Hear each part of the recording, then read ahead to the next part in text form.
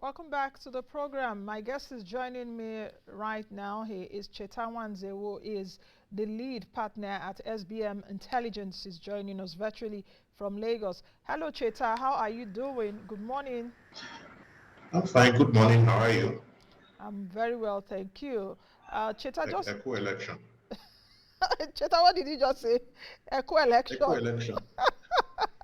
Echo election, no. Of course, we are in Abuja, so we will not be having an election on Saturday. But for where you are, Echo election and Yorubas, do have greeting for everything.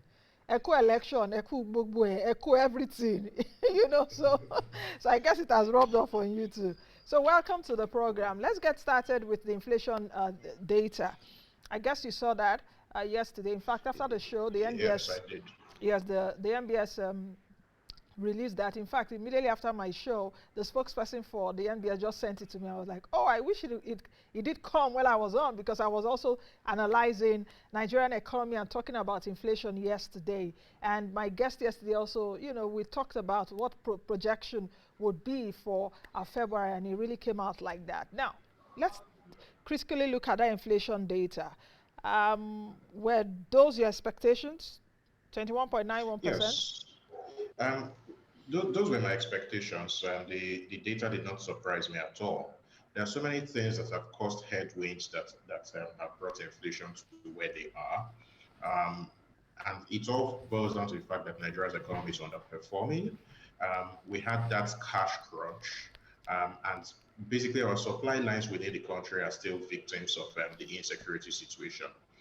So it's worrying that headline inflation is 6% higher than it was last year. Another thing that people need to start looking at is the slow divergence of urban and rural inflation. It's always been cheaper to live in rural Nigeria than it has been in urban Nigeria, but the numbers are indicating that it's actually getting a lot more expensive to remain in urban Nigeria. That is a problem. Um, but for me, the biggest issue remains food inflation. Food inflation at 24% is worrying. What it essentially means is that food prices will double every.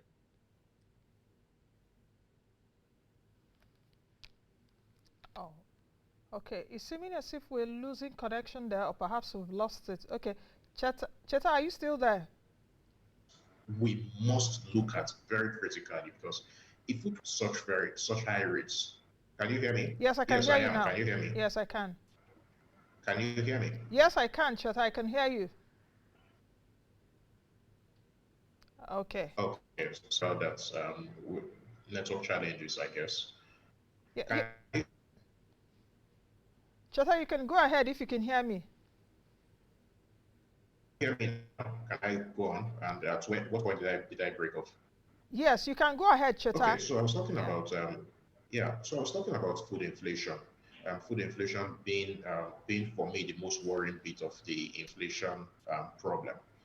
When you have food inflation at 24%, food prices double every between 2 and 3 years. When you consider the fact that about 63% of Nigerians spend up to 80% of their income on food alone, what it means is that Nigerians are being squeezed and being squeezed very, very tightly. It's something that we need to figure out a way to bring food prices down. And we need to do it very fast. It is a matter of a national urgency. It's something that I would advise the incoming government to focus on and to focus on very with a matter of urgency. It's an emergency. Okay, Cheta, let's take a look at inflation in states. And I'm looking at the NBS data here.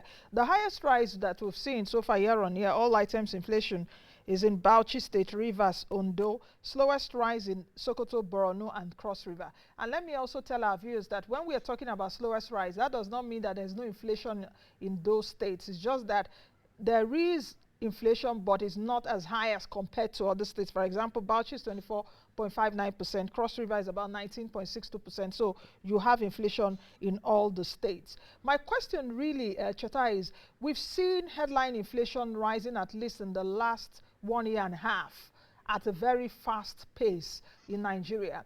Are there some things, are there some policies, are there some programs that can be embarked on in the 36 states of Nigeria, including the FCT, that can help alleviate, especially food inflation? Because yesterday I was thinking about this and I said, it seems that the Central Bank of Nigeria is just fighting a war of its own, structural factors and all of that. But if we're taking a look at the structural factors, those structural factors are in the states. So is this now bigger than the federal government? Because when we're talking of inflation, we're talking of federal government, we're talking of central bank.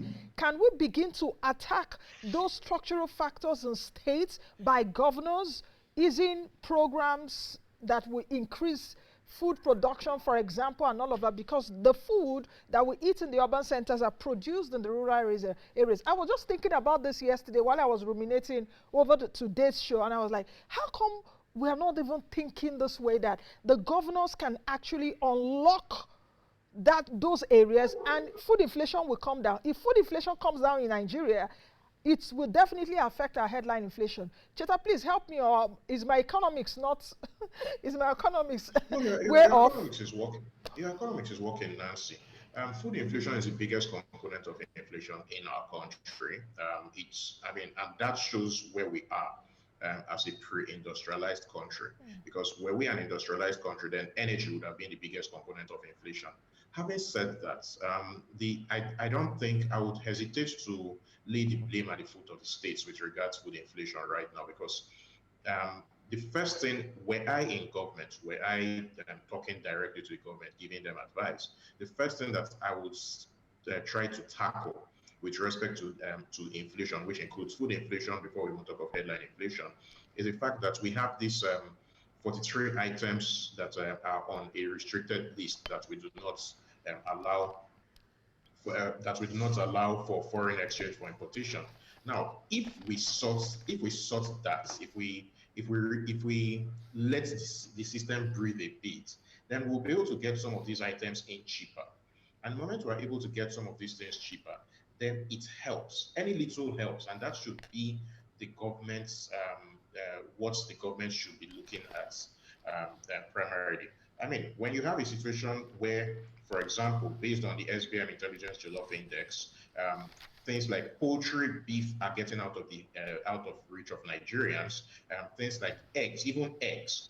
And then when you look at the fact that these same items, poultry, pork, beef, eggs, are on this import restriction list, there's a problem. We are not producing enough of these. So essentially, we are creating an artificial scarcity of these things.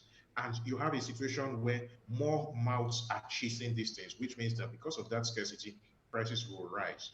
So the logical thing to do will be to open those sectors up to importation so that we can import the stuff and bring the prices down. Because what the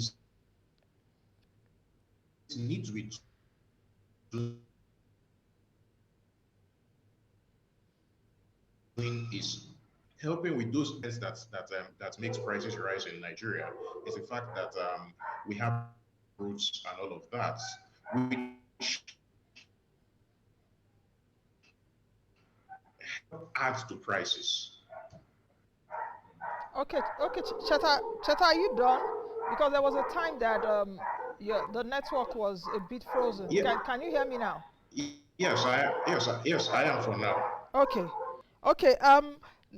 Is it? Did I get you right that there's nothing really that the states can do to ease food inflation?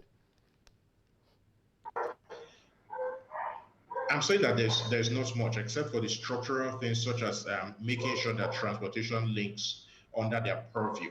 The states have some certain transportation links such as not the trunk A routes, but trunk B and trunk C routes. They can help with making sure those roads work are in good condition. Oh, another thing that the states could actually do very quickly is reduce the amount of extortion that happens by various authorities in the name of internally generated revenue. Those costs are eventually passed on to consumers. If somebody has to drive from Shiro to Rafi, and then at every local government area he has to pay another due, of course he will eventually pass those prices on to the consumers. So those are things that are within the purview of states that can be worked on very quickly. Okay, I don't know if we're done with this inflation. Of course, we're not done, but we have to move over to something else that that we need to talk about. Because if we're talking about inflation, in fact, it's like a week's show. We've not talked about the stagflation We'll be part here of it. tomorrow. Yes, exactly. But let's move over to something else. The state elections, Guba elections are just in a few hours. 28 states will be having their elections, including the state where you are right now, Lagos. Cheta, why are state elections as important as the national votes? Do you think that in Nigeria we've attached so much importance to state elections?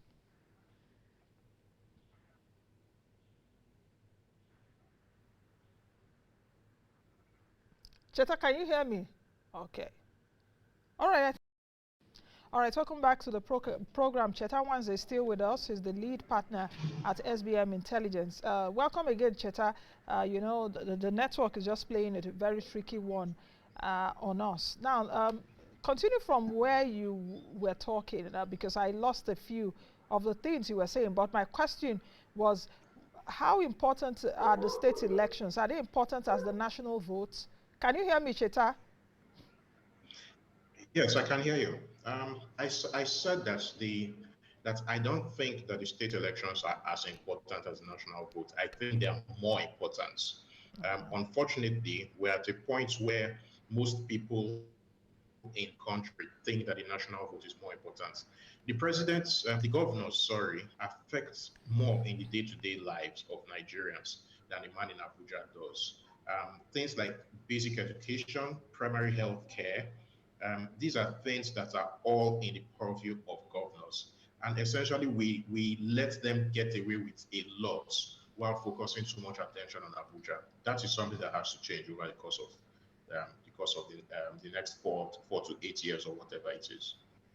Cheta, with the 28 states that are going to be vying, you know, the positions will be vacant, which they will be vying for on Saturday. From the conversations and from the discussions that we've seen from the different governorship candidates, did you see a change from 2019? This category of people that want to be governors, do you see a change in terms of public debate, in terms of engagements, more engagements with Nigerians, in terms of these candidates selling their manifestos or telling Nigerians what they will do? Perhaps for those even that want re-election, trying to sell again to the indigents what they will do. For example, in Lagos, Lagos is seeking for a re-election, I think Ogun State and a few other states. What do you think?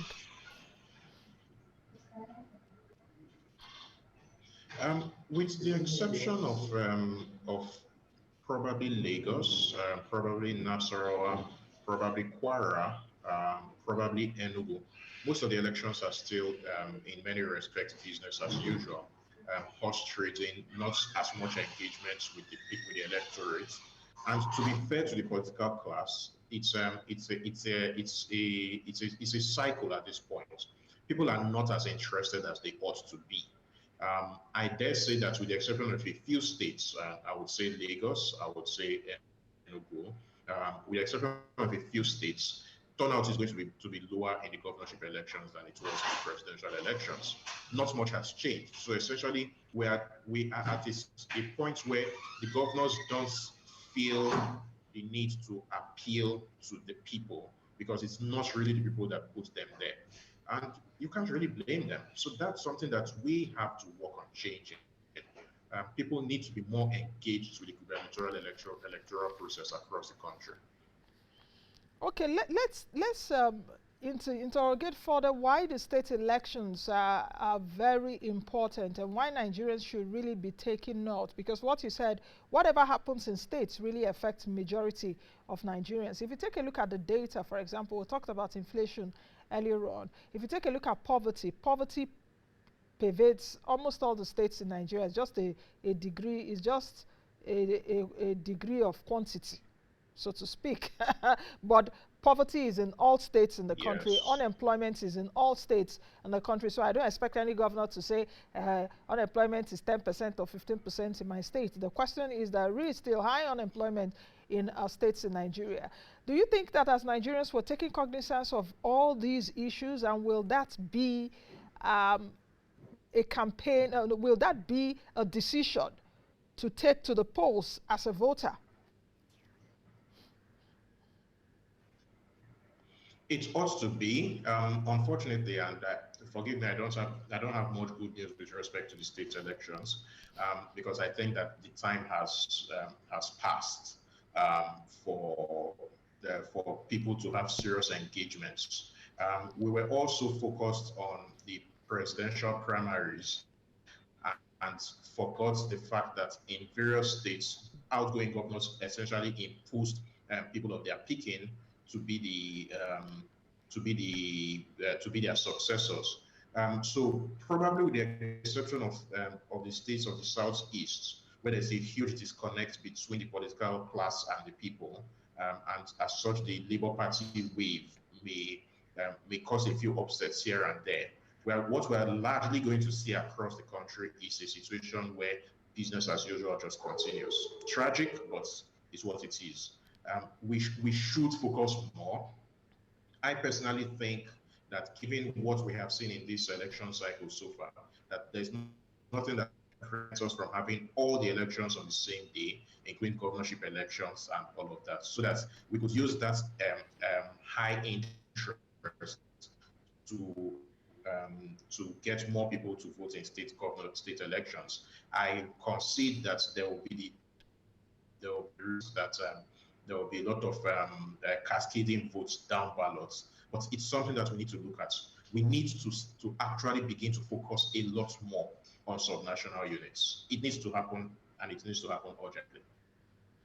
Um, what kind of system do you think that we really need to put in place so that the subnational units can actually be more strengthened? Because we've seen that outgoing governors will bring in their cronies, and many times those outgoing governors have not really done so well in their states, and they will bring out their cronies to, come back, to be governors of those states. What kind of strategies should we put in place? And do you think that as we go for the elections on Saturday, that Nigerians indeed can begin to think and say, guys, this power is really in our hands and we can really unseat these people? Check out what happened at the presidential elections and the National Assembly elections, where majority of the state governors that have now seen the Senate and National Assembly as their retirement homes lost the election. So what do you think should change so that these governors will really sit tight and know that it's not business as usual, as you put it? Because we can't continue like this. So that's to the question about what should change. I honestly do not have an answer to that, because a lot has to change, and a lot has to change at the same time. But the first thing that needs to change is that public perception. So prior to the election, SBM Intelligence surveyed 11,000 plus people around the country. And one thing that struck me, we asked questions pertaining to the presidential elections, the governorship elections, the National Assembly elections, and the State House of Assembly elections. And one thing that struck me was that every single person that we interviewed, 11,534 of them, had something to say about the presidential elections. But only a third of these respondents, just over 2,000, just under 3,000 people, were interested in speaking about the governorship elections. Only a fifth had anything to say about the National Assembly elections. And that's how it went. It's cascaded down. Only a seventh had something to say about the State Assembly elections. So the level of interest, I will again say that it's a vicious cycle at this point. People aren't interested or as interested as they ought to be in the down ballot elections. And because people are not as interested in down ballot elections, all sorts of malfeasance happens at those levels, and people are not even aware of it. So, for example, when you have a situation where only 1 in 7 people is interested in state assembly elections, is it any surprise that the state assemblies have effectively become neutered and governors? It shouldn't surprise anybody. So that's where we are. We need to have a serious campaign over the next 4 years. As you are aware, I don't have much in terms of praise for the outgoing government, but I think that one thing good that happened to the country over the period of the 8 years of Muhammadu Buhari as president is the fact that state governors actually took a lot more power. And I don't think that when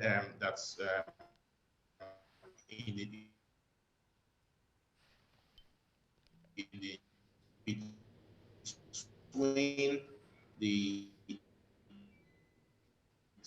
state government and the federal government over the next governments now have a lot more power. Ekiti State, for example, just launched a subnational bond. Are people aware of this? Mm. And if people are not aware of this, how do we make people aware of this? Essentially, a state government is now capable of going to international bond markets and borrowing money that citizens of that state will have to pay back over a couple of years, over a long time. People need to be aware of this so that they can put more of an eye on what their states are doing. Okay, Cheta, perhaps I would implore that perhaps you can go off video. We will be taking your audio so that we'll see if we don't try to get this crack. You could go off video, but you get to hear my voice and you would respond to my questions so that we can see if we'll have a seamless transition. Now, let's talk about the ease of doing business in these states. Earlier on, during my intro, I did speak about, of course, the 36 states, including Abuja. We have this ease of doing business ranking that used to be done by the World Bank, and I think the World Bank stopped. We also have the data for you as Gombe is number one. If we have that, we can really put that on screen and put Cheta's card on. Cheta, if you can if you can hear me, let's talk about the ease of doing business in these states. And if we're talking about ease of doing business, we're talking of different metrics, of course, infrastructure and security, skills. We're talking skills readiness. We're talking about what else again is coming to me? Okay, taxation and all of that. How much can we see change with this incoming administrations across the state? Or are you still pessimistic that it will be business as usual? Number one, for example, is Gombe State, and Lagos, where you are, is number 20, according to PEBEC. That's the list on the screen. The ease of doing business in states in Nigeria. Gombe is number one, and you can see it there. When we're talking about ease of doing business, like I mentioned earlier, we're talking about infrastructure, that's indicators. We're talking about infrastructure, security, transparency, access to information, regulatory environment, skill workforce readiness, and what have you. And all under these thematic areas which I've mentioned, they're still broken down, like regulatory authority, paying taxes, starting a business, enforcing contracts, land property and acquisition and development all come under all of this. And Gombe is number one. The state where you are is number 20. What does this really say as to buttressing why the state elections are really very key and we should mind the businesses of states and not the central all the time? So before I launch into my response, one thing that I will always like to point out is when you have regular rankings such as this, there's always that key risk that people just mark checkboxes. And as a result, because they're just marking checkboxes, especially during the time that the surveyors are on ground, you might end up having a situation where the rankings do not actually reflect reality. So, as an example, Sokoto is number 2 in terms of ease of doing business, of them ostensibly, but yet in terms of poverty, Sokoto is by far not is by some distance number 1 in Number the one, country. yeah. That doesn't add up. Mm. Having said that, There are things that are true of this ranking. So, for example, when you have things like the Omonile phenomenon in Lagos, that will easily bring down the ranking of Lagos. Very because we have a situation where all sorts of arbitrary levies are imposed and taken, sometimes taken by non-state actors with force. That will affect. There's no argument about that. Earlier, when we were talking about things such as what state governments could do to bring down inflation, I used the example of local governments in Niger because I have personally seen those happen where you are in a bus and in every local government, the boss has to pay something. Again, that reduces the ease of doing business. So it's not a surprise that Niger is 20 is ranked number 26. So state governments ought to look at things such as this. I was very surprised to see Edo as number 34 in the ranking because I know that the Obaseki government has done a lot to, or at least on paper. I think it's important to start putting those things in context. At least on paper, the Obaseki government has done a lot to try to ease doing business. So it was kind of surprising to see them at number 34, second to last in the rankings. Way below Imo and Rivers, where I can't really say that Imo and Rivers have done a lot to ease business. So it's one of the reasons why I don't take rankings, periodic rankings where the people who are doing the rankings come in and everybody knows they're coming and everybody can behave during that period. But having said all of that, there are things that states can do. Transparency and access to information. Again, taking Lagos, where I live, as an example, access to information in Lagos is pretty difficult. You getting the right information about what the Lagos state government is doing, what they are trying to do. It's very hard. Um, skills and workforce readiness. That's squarely in the hands of the states because education from primary to secondary level is the state. What is education ultimately geared towards? Education is geared towards preparing a workforce for the future. So that clearly states something. Primary healthcare again is on the list. It's something that is squarely in the state. Investment promotion, different states have set up different investment promotion bodies. For example, Anambra State has ANSIPA, which is currently headed by Mark Okoye, and they go out routinely to try to get people, sell Anambra State to people. So, um, there's so much that states can do.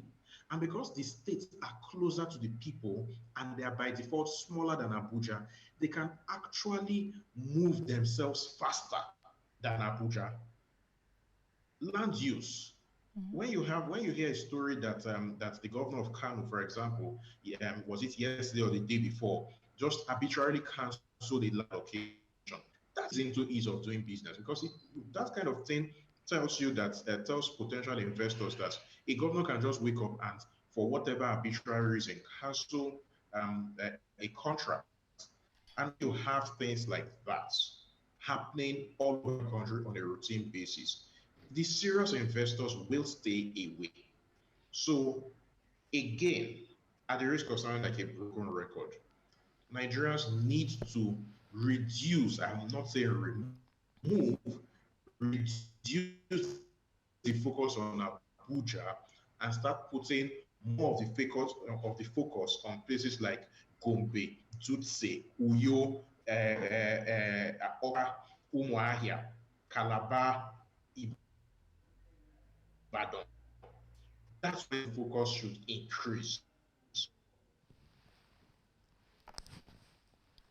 Okay. Okay, Cheta, can you hear me? Okay. It seems the connection is gone. Cheta, if you can hear me, I'm afraid that's the much we can really take on the program. But your insights have been taken definitely from our viewers that are watching. Of course, the political consciousness that we have or that we had and we still have for the presidential elections because you still see, Yes, can you hear me Hear now? you. Yes, I'm I saying can hear that. you. Yes, I'm saying that we've come to the end of the of our conversation today. But one thing to take away from what you said is that the political consciousness, or yes, the hunger, the attention that we always have for presidential elections, we should turn the same attention, if not more, to the state elections, because everyone comes from a state, isn't it? And we go to the cities, as it were, where our economic fortunes will be better. So you can imagine if states in Nigeria are economy viable, where opportunities abound, there will be less migration to the urban centers. Thank you very much, Cheta Nwanze, for joining me today. Thank you, Cheta, if you can hear me. All right, I'll be speaking with Cheta Nwanze, who is the lead partner at SBM Intelligence. We've been focusing on the state elections that are just a few hours away. Nigerians, don't get discouraged. This is our land, this is our country, and we must fix it. Be the best you can be the change that you want to see. I am Nancy Nadia. I will see you all again next time. Bye for now.